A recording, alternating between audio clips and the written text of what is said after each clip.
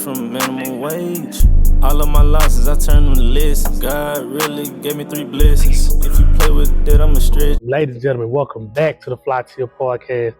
I'm your main host, Floyd B. It's sent to left of me. Ojon the Don. Yes, sir. My boy, Ojon the Don, man. Y'all know the Flytill podcast here to shine a light on entrepreneurs, hustlers, and people that got a purpose in life. That's really what we do, bro. We like the origin of Flytill is Fly Till I Die. I want people see people rise to that occasion, bro. And bro, to the left is definitely rising up in these streets, man. But y'all know how we do, bro. We go from the origin to the current to the future. So y'all already know we ain't finna switch to the formula now. We here today. So let's start with that origin story, bro. And tell me where you from, what you got started, and what was a couple of your hobbies growing up, gang. I'm from Bakersfield, California. Hobbies growing up, I played basketball. I slowly got into the entrepreneurship world when I realized I'm the same person on the court, off the court. Okay. You know what I mean? I'm a hustler. I ain't mad at it. Don't give a damn. I ain't mad at it. I love that. I love that, man. On the hoop court, bro, what position did you play? I started off as playing shooting guard. I was just catch and shoot. Oh, catch and shoot? Oh, sniper? Yeah. You just gonna see me in the corner. You gonna throw the ball, catch and shoot. Start off like that. Yeah, Klay Thompson, but not this year though. Nah, yeah. I'm more of a Ray Allen on the shooting point. Okay, so Ray. Yeah. Ray. Hey, y'all boys be seeing me on the ground, my hoop clips. I'm gonna bring bro with me. He gonna definitely show y'all what he talking about. I believe him. I believe my no shooter. But yeah, bro. Hey, just tell me how it was with the basketball and like how you grew with that, and you know, did you try to play college ball? Try to go pro? Tell me a little bit about that. Yeah, so I grew up with a hoop dream. Still got the hoop dream. Yeah. And I played college ball. You know, went from high school, went to college ball. Tried to walk on to Fresno State. Didn't go as planned. Then I went back to Ventura College, JUCO ball. You know, that ain't go as planned as well. Had a kid, and was just like, man, yo, I gotta get some money. So that's how that all started. Yeah. That's gonna motivate you, bro. That kid gonna motivate you, and then just like, you know, you hooping and you going through the rough, and you seeing a lot of homies that's, you know what I'm saying, doing this, doing that, but you like, y'all hooping, but ain't no bread with that. You know what I'm saying? It's only certain ones getting bread. So if I ain't gonna be one of the ones, I'm gonna try to own the team. I'm guessing that was your mindset too, yeah, right? So growing up, like I said, man, I always noticed that I wanted more than just to be a player. I always see myself as owning my own team, my own NBA team. You know, wanting to own my own franchise. Growing up since I was since I was young.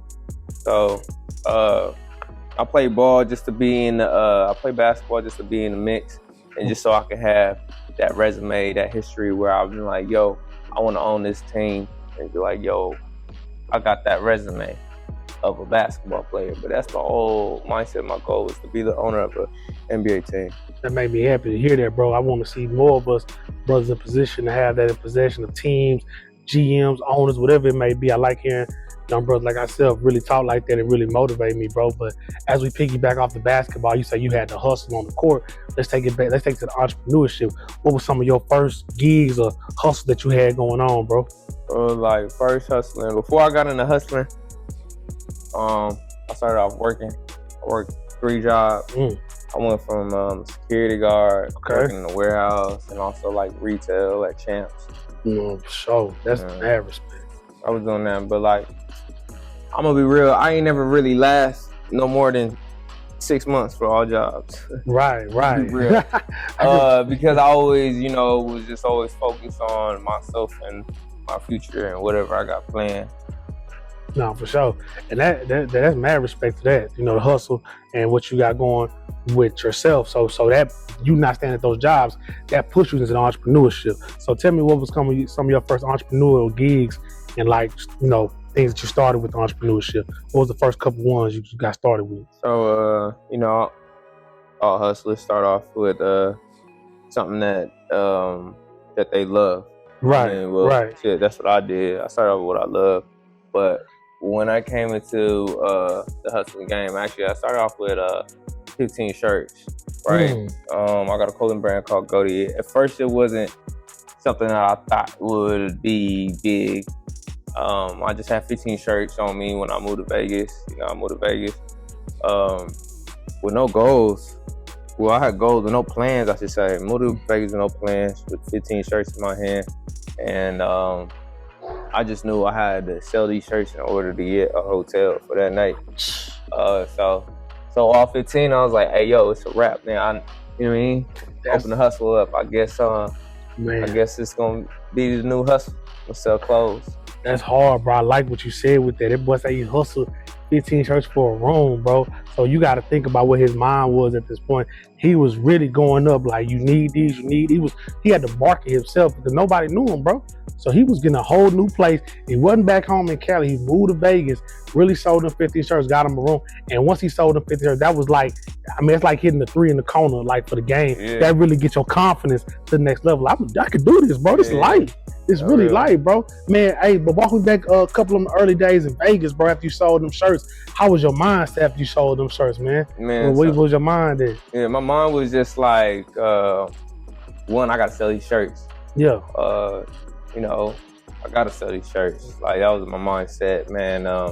But even before that, like I said, I'm the same person off the court, on the court. Once upon a time, I was living in a basketball house with my teammates. I purposely moved out because I'm training to go pro.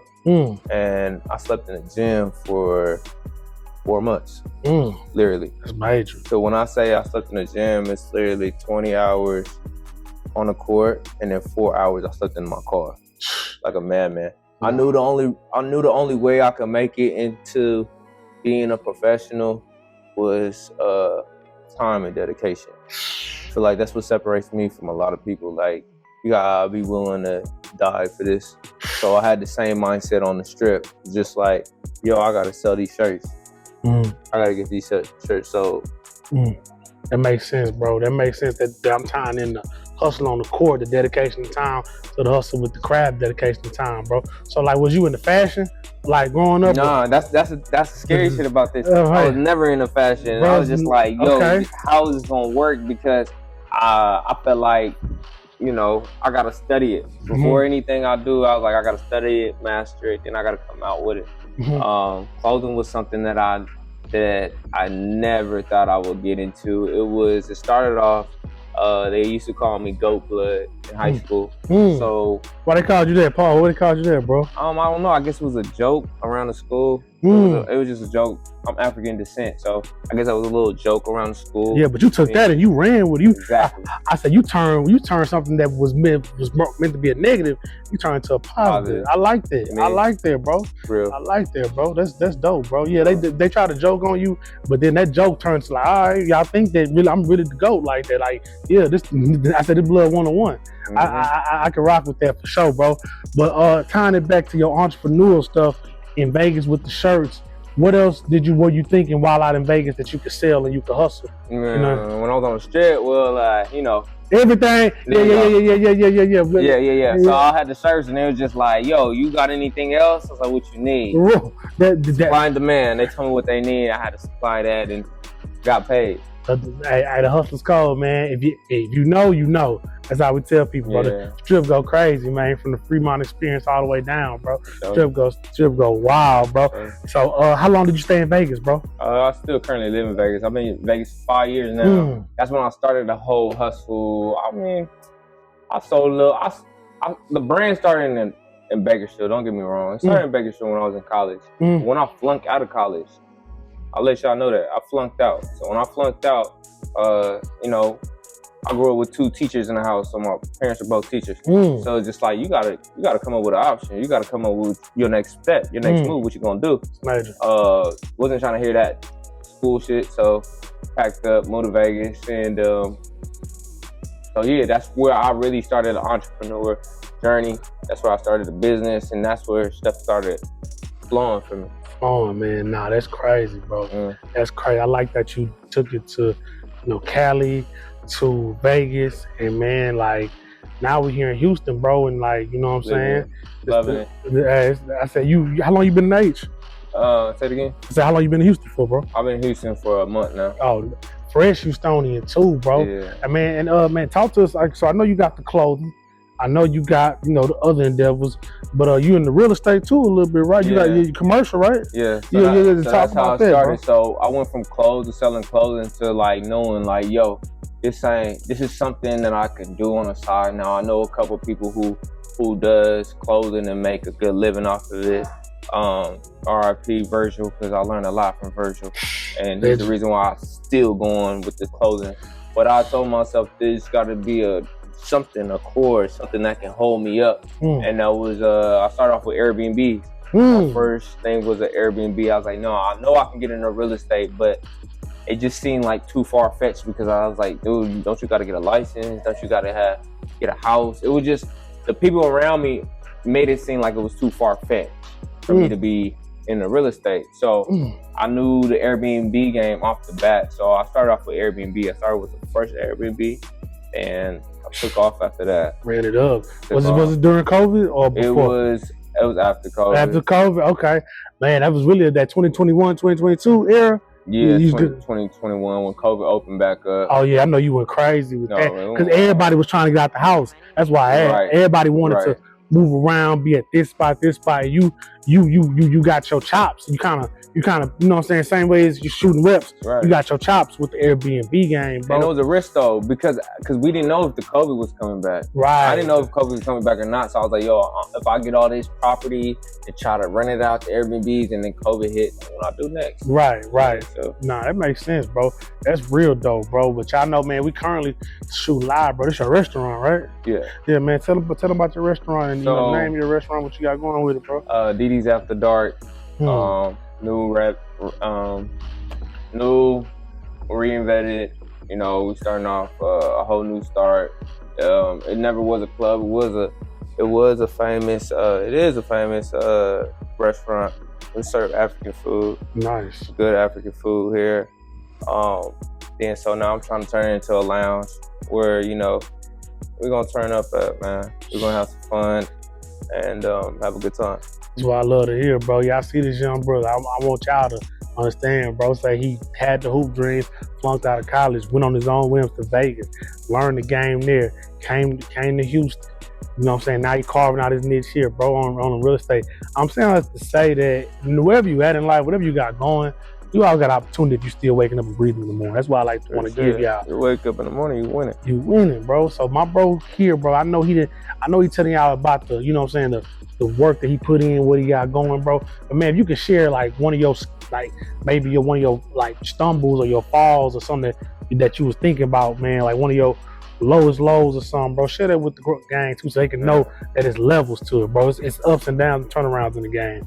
Yeah, so I mean, every low is low because you're gonna always have the lows. But I think it's when Vegas tried seizing all my Airbnb from me. Like when they tried to crash all that down, and then now I had no choice to move into the car rental space because that seems like more of a lucrative business where they can take it. So like, yeah, they started cracking down on Airbnbs and you know, and they took my Airbnb from me. I shouldn't say they took, but I had to fight for it. Right. They tried to shut it down, and yeah. Yeah, I think that's the lowest low because, you know, you put all your in on it, and then this is how you feed. This is how I feed my daughter. I feel like someone's trying to take a plate away from my daughter because this is how I feed my kid. And I had a couple Airbnbs, and you know, they try to seize that, and that was a big issue.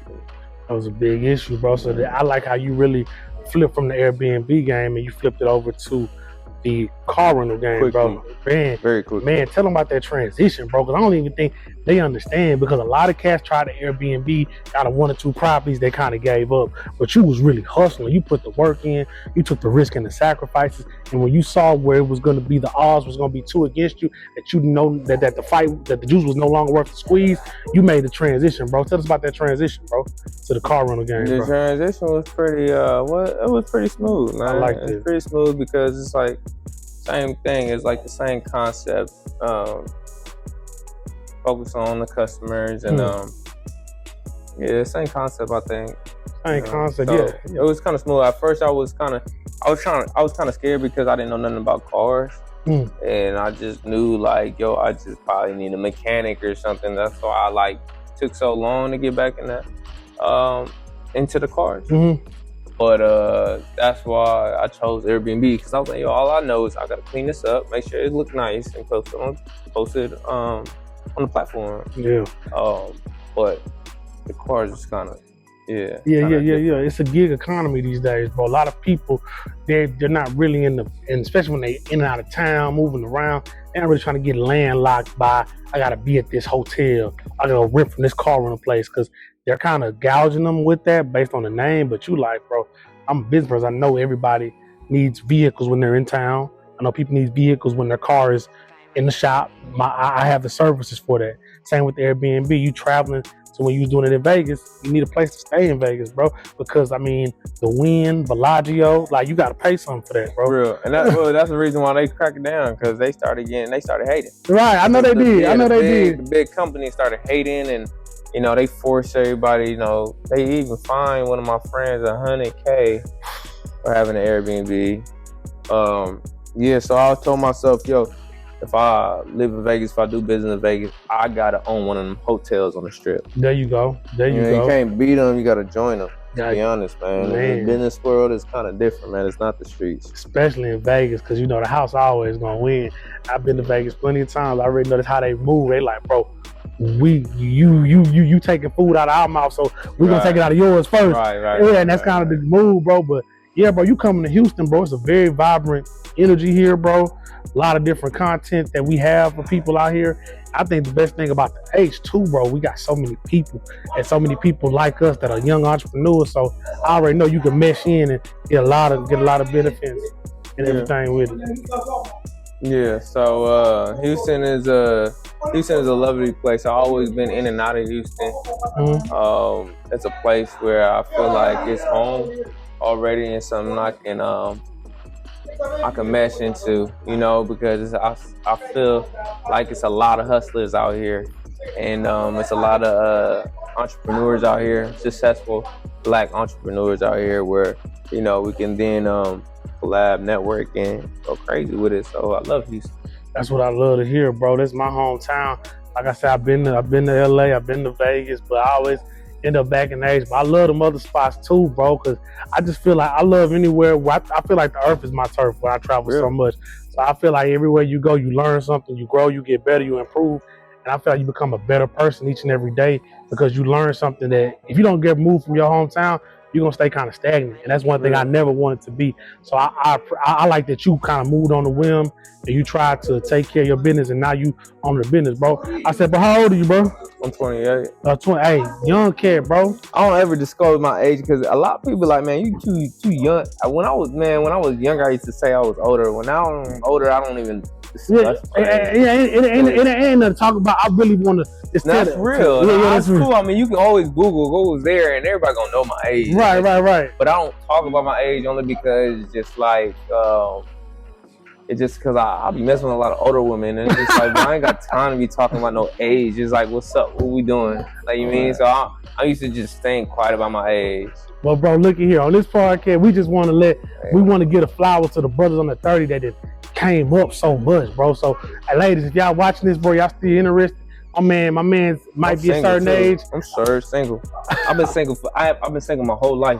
Dead serious. On my mama. That's why I've been, look, I've been real focused though. Yeah. Like, because but life is different though, because life is like chess. Yeah. I mean, everybody gonna need that queen, that queen piece on the board for it and the win, because that queen piece move around, right? Right. I'm rocking with it. Right, but women, I feel like a woman distracts me from getting to where I need to get to in basketball. Okay. So with that being said, I told myself I can't get distracted again. You mean? Right. So my next goals that I got set for myself. So I leave a woman alone a little bit. No, I mean, that's understandable. And like I said, it's all about the right woman, bro. I tell people, if you get the right woman in your life, that'll change it. But like, you got to come across that. And I think is as a man, you'll know. If you had a conversation, you'd be like, hey, this the one. Or sometimes, like I tell people, like in the reality of the world, everybody's not meant to be married, everybody's not meant to be with somebody. So it just depends on what path God got for you, bro. Yeah, I see myself being married though. There you go. Hey, ladies, my boy say eligible bachelor. There you go. Yeah, if you ask them to ball 400 though, I really feel you're gonna get blocked at the door. Easy. You're gonna get blocked at the door. That's my whole thing though, man. I mean, a lot of not even women, a lot of people don't understand my work ethic. Right. I feel like that's the reason why I've been single for so long. They just don't understand it. Since I was a youth, bro, I used to literally, when I was young, I used to sleep at the park. I would say sleep, but not literally, but I didn't leave the park until 12 o'clock playing ball. Like, I mean, when people going out to party, I'm at the park working on my game. When they went to football games, I'm at the park working on my game. So I didn't really have the time to kick it with another woman or another girl when I was at that age. So I adapt to that. Being okay with not being in a relationship. I mean, so. Yeah, nah, the hustle was your woman, bro. You like mama mentality with it. It's real, bro. And not entrepreneurship. You doing things because you want to secure the things for your family, for your daughter, and you want to have a solid foundation to stand on when a woman does come in. Because, like I said, a woman could either bring you down or lift you up. That's the name of the game. Yeah. So if she's not coming in with the mindset, understanding your work, understanding that you have a passion. Because I was taught by my father that every man should have a purpose in his life. What is he building? Where is his dreams? What is he trying to push? You're an entrepreneur. You want to have a lot of businesses, a lot of different things coming. So you know the work and the process that requires. A lot of people don't understand. A lot of people say, oh, I want this business, I want this car, I want this house, but they don't want to work for it, bro. So I really peep game what you're saying. And I do understand that, like I tell people, we don't never bash nothing on here, women or nothing, but we just tell the truth. And my man telling his truth, he not bashing no women out. He love women, but he love the hustle. So as a woman, I love women too much where I feel like it's not good for me. Oh man, yeah. Like I said, I growing up, man. And, I was ladies, man. I ain't gonna lie to you. Growing up, it was a distraction to me. Right. They was always around, and and they always gravitate to me. So I just was just like, yo, I gotta learn how to control myself. The day I learned how to control myself was the day I turned into a monster.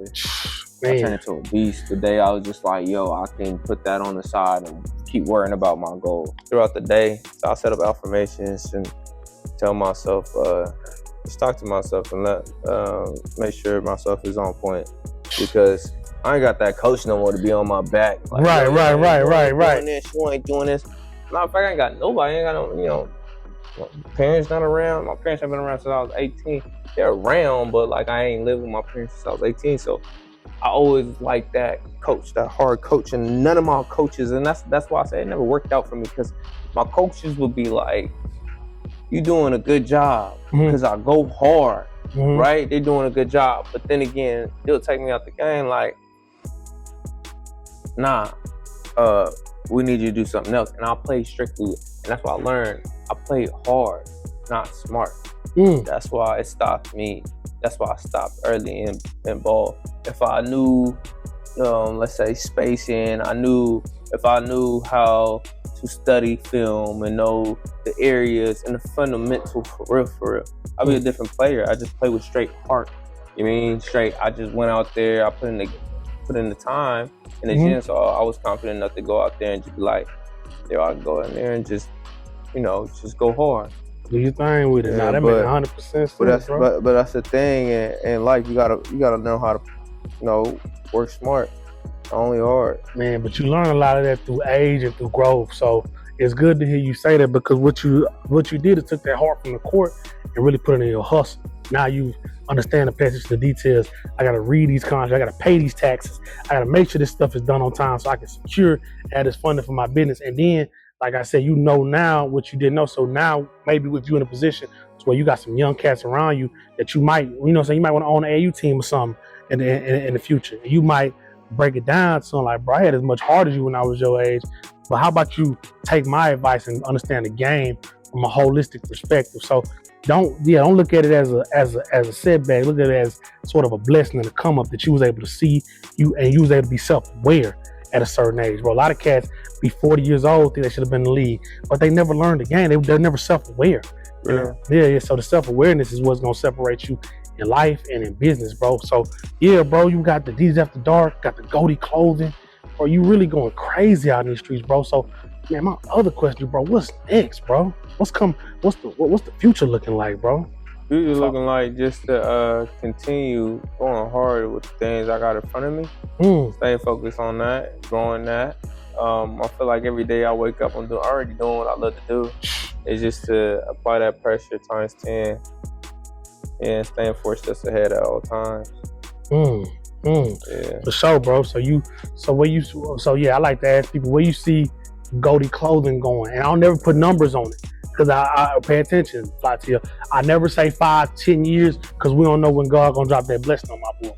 But where do you envision Goldie clothing moving to or going to? Being a multi-million-dollar business. That's what I love to hear. Having multiple stores in different areas, and I see Goldie being the World Cup. Okay. I want Goldie in the World Cup next World Cup, next Super Bowl. What sponsorship go? Sponsorship? Not even sponsorship. I want a player to wear. I want to sponsor one of the players. Oh, nice. I want to put the Goldie on one of these players, and I have them do something spectacular. That's hard. I like that mindset. I like that way you trying to take it. Y'all understand that part that if you ain't dreaming big, you dreaming small. Real. If you dream small, you can never have it all. I need y'all to remember that was the best advice I ever received.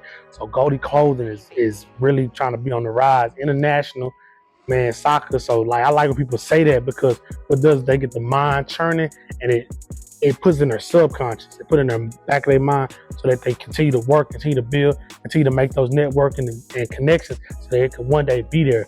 But you have to speak it, you have to believe it so you can really get there. So that's major. And bro, what's the goal with the lounge, bro? How you want the city of Houston to rock with the lounge, bro? Talk to me. You're gonna see your favorite artist in this lounge. Okay. You're gonna see your favorite athlete. Okay. Man, this lounge is gonna be the start of something crazy because this is gonna be the glue that brings everything together. I've been throwing parties since I was 16. I've been in this life since I was 16. Man. So I've been promoting and hosting parties since the youth. Since back in Cali and in Vegas? Cali, yeah. That's how I got paid in college, throwing parties. Nice. Real. Nice.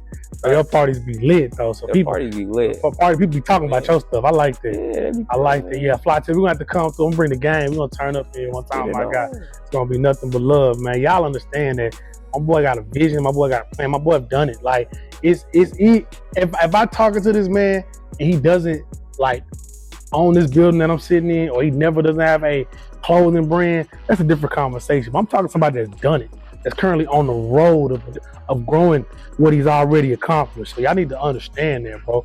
It's like Janet Jackson say, "What have you done for me lately?" I said, my boy got stats.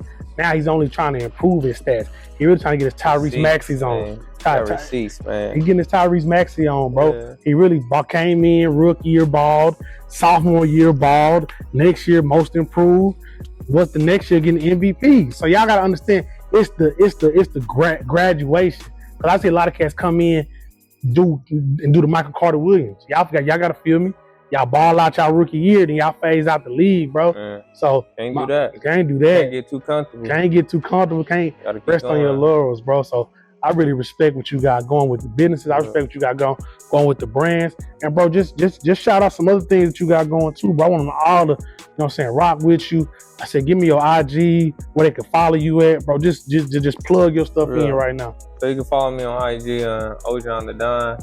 And then you're gonna see a multiple of my businesses on that profile. Then you can add whatever to your choice. I don't like forcing my business on nobody. Okay. I mean, so like if you like it, go for yourself, and it's my job to then present something spectacular to you in your eyes. Yeah, man. The future is bright, especially in Houston. I'm trying to do a lot of collabs, trying to do a lot of networking. I'm looking to sign a couple athletes to my Goldie. So it's also a sports agency. Goldie's a sports agency. And Goldie's acronym, it stands for Go Out and Take Yours. People know that. That's hard. So that's what I do on a daily basis. I go out and I get mine. So I just hope you go out and take yours as well. Looking to sign a couple artists, open up a studio next month. Okay. I'm open up a studio. Got a studio in Vegas. So I'm looking to do that. Get my record label back going again, starting from scratch. Yeah. And get that shit going from the ground up. From the ground up. I ain't mad at it. I'm not scared to restart. That's one thing a lot of people are scared to do is restart. And they want to be too perfect. Man, another message. You ain't never gonna be perfect. You just gotta do shit. You gotta wake up every day and you gotta do it, bro. That's no matter what it is, just do it. Because in our reality, everybody likes seeing the steps, and I always say I'm gonna take steps. I'm taking stairs, man. Right. The elevator crowded. I don't even want to be on the elevator. Taking the stairs is the best way to do it, bro. Why not? And man, go out and take yours. That's really gonna stick with me. I'm really gonna throw that at the bottom of the screen for y'all, so y'all really could understand what's going on with that, bro. And then, man, oh man, I like to do this with my pause. What's one piece of advice you could give somebody that had a rough week this previous week, and you can help them out going into the next week? It's Friday, we're recording this. So, man, what's up one piece of advice you could give them? My best advice is, man, just stay positive, okay, and trust God. Man, simple but powerful, bro. That's the best. That's the best thing you can tell somebody. Because no matter what, bro, wherever it's raining, the sun gonna shine again, bro. So you just gotta be ready for when it hit. You gotta be ready, and be ready for it, because you never know when your number is called. So always be prepared. Always be prepared, because that would suck if the time that you got on your knees and prayed for that blessing coming, you're not prepared. You ain't prepared, man. And I feel like that happens to a lot of us. I mean, like, the blessing is there, but we're not ready. You ain't ready. You ain't ready. That's the key. You have to be ready. If you want to receive it, you got to be ready. Man, my man just gave y'all a whole bunch of gems. He told y'all the origin story from Cali to Vegas. He told y'all the current story in H-Town. And my boy said he moving around, though, too, for the future. It's going to be worldwide with it, man. Y'all, I appreciate y'all for tuning in. Y'all subscribe, share, like. This ain't gonna be the last time we chop it up. We got way more combos coming. Man, we're gonna be at DD's After Dark with live reviews. We're gonna be here talking about everything and anything. Y'all gonna see people eating in the back. It's gonna be real turn. Y'all make sure y'all stay tuned for this, though, bro. It's watch the growth and the come up. Just watch the steps we take, and then y'all can just kind of, you know, use that as y'all blueprint. That's what we're gonna tell y'all, man. But it's been another episode of Flytill Podcast. I'm your host, Floyd B, sitting here with Ojon the Don, yes, man, sir. Yo, y'all make sure y'all check out DD's After Dark, 9705 Sanat Road. Come pull up, turn up with us. May 4th, we going crazy. What you doing for Mother's Day? Slide through. We also going crazy. It don't matter. We're going to have different stuff. What you want? Mariachi Monday. We're going to have comedy night. You know what I mean? On Tuesdays. We're going to have ladies night. Wednesday, Thursday. We're going to have 2 ladies nights, so you know we're going to have to do that.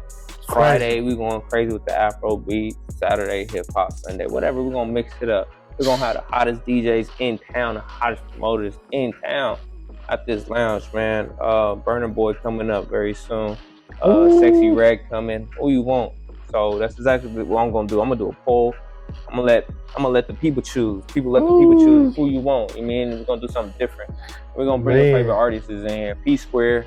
Okay. Just to name a few. And I'm actually giving you a little bit too much information. Yeah, I was gonna say, hold on. Hey, definitely. Hey, for the podcast, bro. That's hard. Make sure y'all tune in. Y'all come visit my boy's shop. Y'all follow him on the IG for all the updates. This been another episode of Flytill Podcast. My guy. Appreciate y'all, man. Locked in like school lockers. Let's get it.